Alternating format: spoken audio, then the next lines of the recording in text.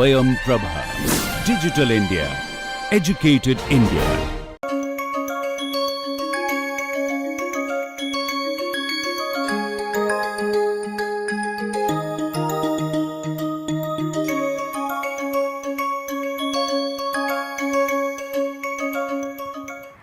Hello and welcome to the next lecture in the course on Introduction to Computer and Network Performance Analysis using Queuing Systems.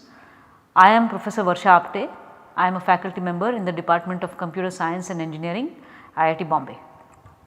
And today we are going to talk about memoryless distributions.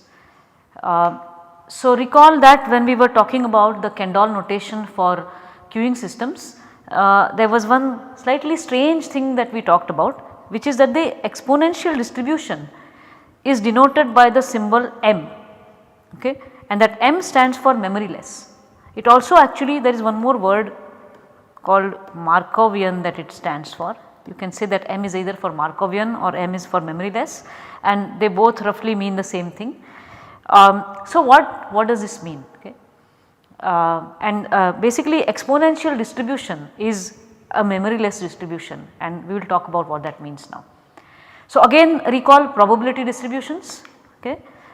If x is a continuous random variable, then typically we describe it by a cumulative distribution function, which is the denoted like this, capital F sub x of t, and that is the probability that x takes the value less than t.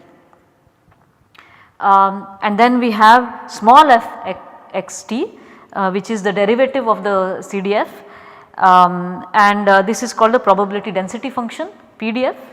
Okay. Remember, this is not a probability.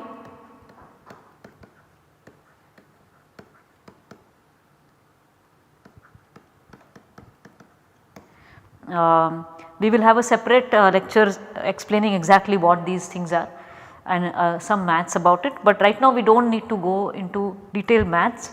We should try and understand all of these things intuitively. So these are some examples of probability distributions we talked about in the previous lecture. So denoted by m for memoryless, like I said. So what is this memoryless? Okay. So memoryless property is this. Okay, I am going to state it and we are going to try and understand it. Suppose x is a random variable denoting the time a person talks on a cellular call turns out to be the it is going to be equal to the holding time of the cellular channel, right. So let us assume that x it's of course a random variable in the whole period of time that a cellular network operates. People talk for different amounts of time, it is nothing fixed. So we can denote it by a random variable and let x denote that time. Now suppose the person has been talking for some time t. Okay. Imagine that there is a person talking on a cellular phone, that cellular phone has been, that call has been given a channel to do that conversation on in that particular cell, and let us say the person has been talking for some time t. Okay. Now let us denote by y equal to x minus t the remaining time of the call, right. If x is the random variable denoting the total time, right, denoting the total time, and if t has already elapsed, then x minus t is going to be the remaining time of the call, right. Now if the distribution of x is memoryless, okay, if the distribution of this time of the call, time duration of the call is memoryless, then the following holds. Okay. The probability that capital Y is less than small y, given, remember this is a conditional probability, given that x is greater than t, is the same as probability x less than y. What does this mean? This is just, it is a very complicated equation. Okay. What does this mean? That if I know that the person has been talking for some time t, then what I know is that the total time is going to be more than t, right. If the person has been talking for 5 minutes, then I already know that the call duration is either 5 minutes and 1 second or 5 minutes and 5 seconds or 10 seconds or 15 seconds or 20 seconds. One thing I know for sure is that it is going to be greater than 5 minutes. Okay. So given that the call is duration is going to be greater than 5 minutes, this is asking the probability as to is the remaining time less than say 10 minutes, let us say if y is equal to 10, then I am asking the question as to what is the probability that the remaining time is less than 10 minutes. That means I am asking actually the probability of the person going to be talking for 10 more minutes. Okay. Turns out this probability is the same as the total time being less than 10 minutes. Okay. What does that mean? It means as if the call just started, that 5 minutes is like it did not even happen, it is as if the call just started, and I am asking the question, asking this question is the same as asking the question as to is the call duration 10 minutes. Okay. So, it is as if you forgot, as if at any time when you are observing the call, you can just forget how much time has elapsed and the probability of the remaining time is the same. Okay. So, that is what makes it memoryless. Okay. So, again I am going to state these things. So, probability y less than y given x greater than t is equal to probability x less than y, which means now I am going to say this in a little more formal way. The conditional probability that the remaining time is less than y given that the total time is greater than t is the same as probability that total time is less than y. So, one implication is that even if t seconds of the call have elapsed, the expected remaining time of the call will be the same as expected total time of the call. Okay, what do I mean by expected? Expected is one word that is often used instead of average. Okay. In a certain context it makes more sense to use the word expected. So, let us say the cellular network had data, okay, of its cellular calls, and average call duration is just hypothetically 5 minutes. Okay. So, if 2 minutes have elapsed,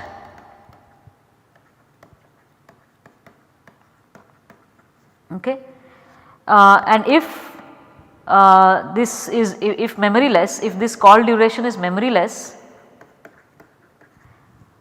then what is the expected time that the call will continue further even if 2 minutes have elapsed? We might want to say that okay, average is 5 minutes, 2 minutes have elapsed, so 3 minutes must be left. So, no, if it is memoryless, even if 2 minutes have elapsed, then the average, the expected remaining time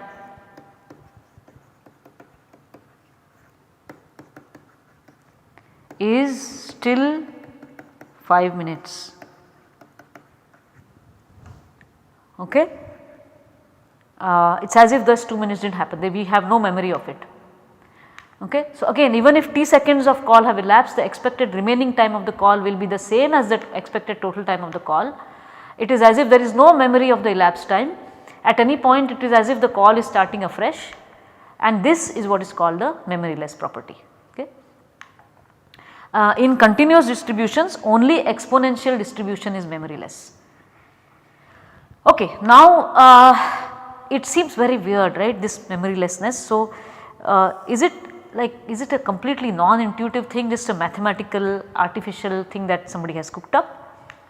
So, no, I will give you an example.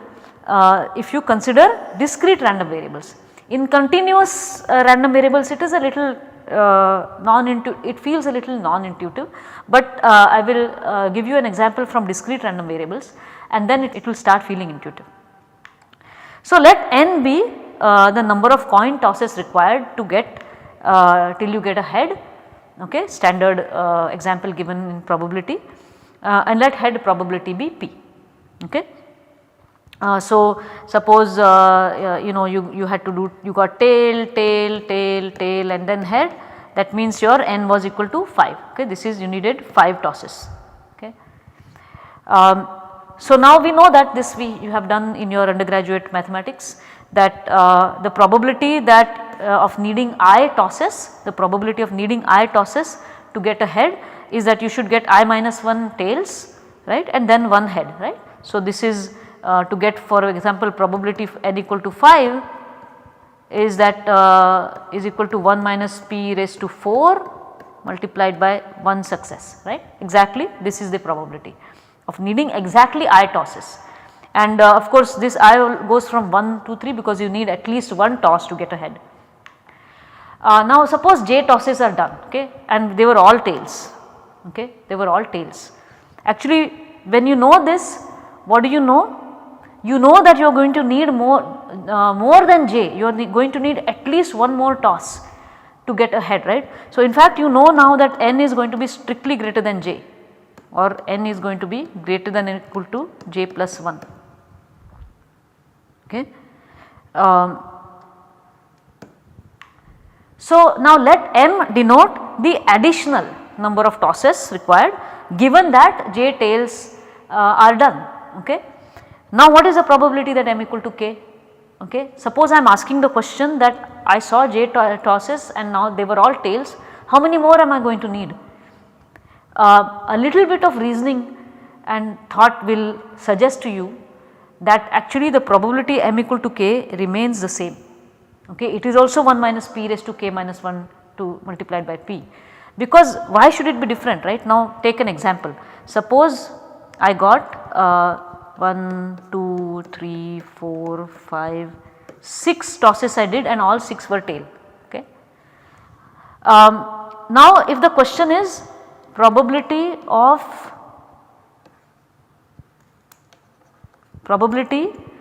needing 6 more tosses for head, does it depend on the fact that 6 tosses were done? Just think about it. Does it depend, does anything change?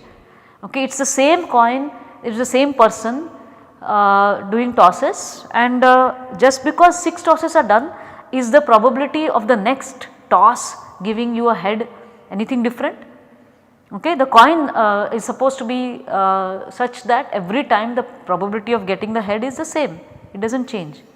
So there is nothing changes, even if you did 100 tosses and then the probability of needing 6 more tosses to get a head will continue to be 1 minus p raised to 5 multiplied by p. The 6 more does not change, okay. So it is the same as p n equal to I, okay, it is the same as p n equal to k, and the j successful tosses are just forgotten. Okay. So I hope that this was not as non-intuitive. Remember that I can be doing t lots of I can have even 100 tosses that are tail, the probability of needing even 100 more given that 100 tails are done, okay, is actually still remains 1 minus p raised to 99 multiplied by p, okay. The fact that these 100 tosses were done can be forgotten, and so this is actually memoryless. This is a memoryless distribution, okay.